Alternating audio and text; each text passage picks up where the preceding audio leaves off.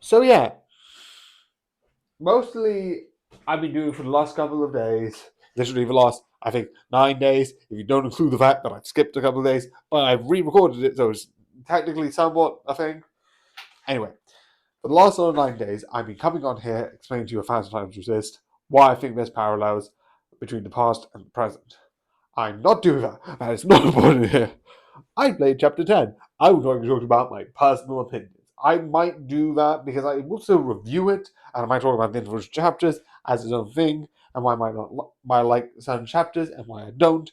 That will be after a review in a while. Don't wait it now, and that will be fun. But I wanted to talk a bit about chapter 10 because I did it, and that is after me doing the thing. And I thought I might finish chapter 10 after last one, but because I didn't, I wanted to still add a bit because most of the chapters that I've had were pretty thin. Before this, I only had one other fail, and I think that was more because I was an idiot. It was basically I thought there was these segments, these rings that you could teleport to. There was one that I thought you could, and I don't think you could. I think that's just decoration. It was like one of the head of the occupants of like, I can't go there, and I fell and it just reset. But one of the things which I like in this is through most of the sort of like 1,000 times resist, is sort of learning pieces of a puzzle. And I'm not doing the parallel talk because I don't know chapter 10 enough to worry, but this is just what you learn. Chapter 1, you learn about sort of how it works and basically basic information about Iris and her connection with Zhao. Chapter 2 does the same thing, but basically with Iris's family.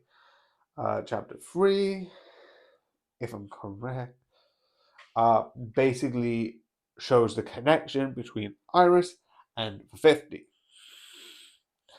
Alongside the youngest and the situation with that. Chapter 4 learned about more situation with her connection with uh, the occupants. I always forget the name, the occupants. So that's that. Then you go into chapter 5, which is basically learning about the connection between Watcher and Blue. Chapter 6 learns about the situation of Iris's mum, Iris's dad, and a bit about if you go to the actual going back and using these things to go back in history. Chapter 7 is just sort of resetting it to sort of like fix what went wrong, but you sort of learn more about the goals and emotions of both Iris's mum, Iris, Watcher, and Blue. I've said that before. And chapter 9 learns about where did the 50 go? Yeah, why are they not here? Because they went with them and now they're not here. Essentially, they're dead. Da da da. But anyway, chapter 10, um, you don't learn anything. Well, kind of. There are the voices that you do hear, which says lines.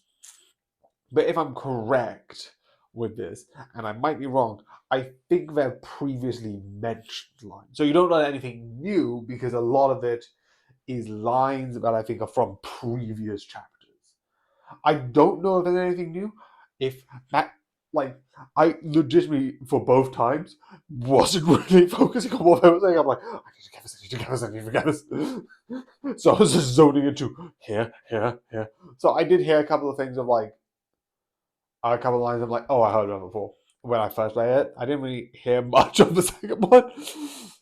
But I like that idea of like, okay, you've done your learning, you know what people's goals are, you know why they're doing this, you know who's motivated by what. Now do stuff.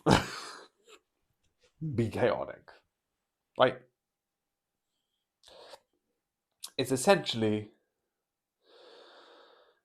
we know where we are now, figure out the rest. Right?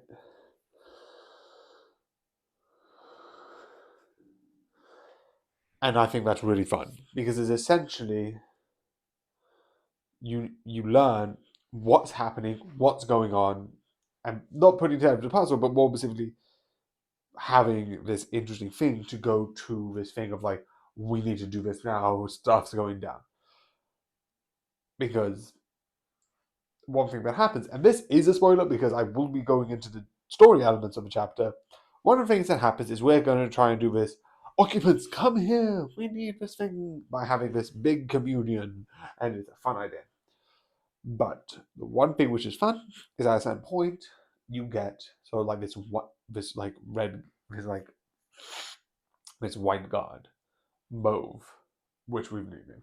I love it. She's like, Mike, that's not my name, and I'm like, I love in the stream. I'm like, then what is? it's like I should have been like, prioritize. I probably shouldn't be doing like 50 questions before he was about to shoot me. Being like, do you like the color Mauve? No, I'm not being shot at. It's like, not the right time, I think. Probably. I don't know. I'm being shot at. I don't think it's the right time. So what we do is crash through the floor. Now, the orchard, I think, is like the ceiling is above, I think, principals sort of area. And principals area is sort of the third floor. Now, I don't know if these are normal floors or because normal floors I think are like I'm 6 foot and I'm like halfway in this room, so it's like 12 feet per floor, meaning if you take that, and I'm doing this roughly, that's 24, that's 12, 24, 36, if my math is correct, feet that you are dropping. And I don't need to tell you, that's not a good thing. Worst case scenario, actually, best case scenario, you are getting really badly injured and are not going to probably walk again. Worst case scenario, you're dead. So it's like one of the things that they say is you have 5 minutes to go all the way to the top, and it's so insane. This is emotionally one of my favorite chapters because again, most of them you couldn't really fit. And I know some people would be like, "Oh, does that make it a bad game?" Not for me, because this is more psychologically analyzed. You have to think about what you feel. The mic, not because I feel like I messed up the audio. How you feel, which I think is one of the best things about this game. But this game is okay. You've done your feelings. Get up there now. Do it. Do it. You have 5 minutes. Go, go, go. If you don't do it in 5 minutes, you fail. Go, go, go. Quickly, quickly. I also feel like you technically could. I don't know if I did it the quickest. I'm gonna get it up. I'm gonna quickly just mute my computer so I don't hear myself, because that will be annoying. Because I know where I stopped.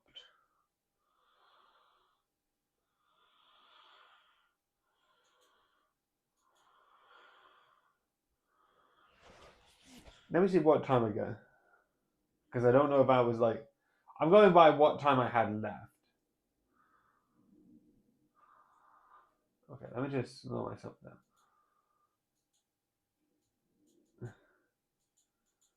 So yeah, this is how many seconds I had left. Because I had barely 30 seconds left.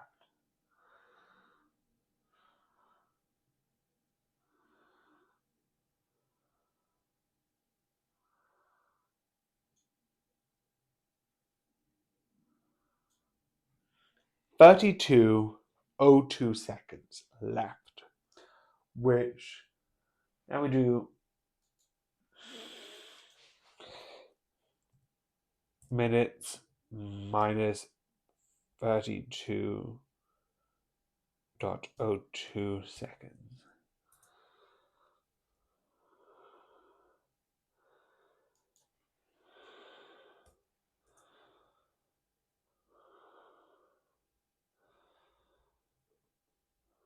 Okay.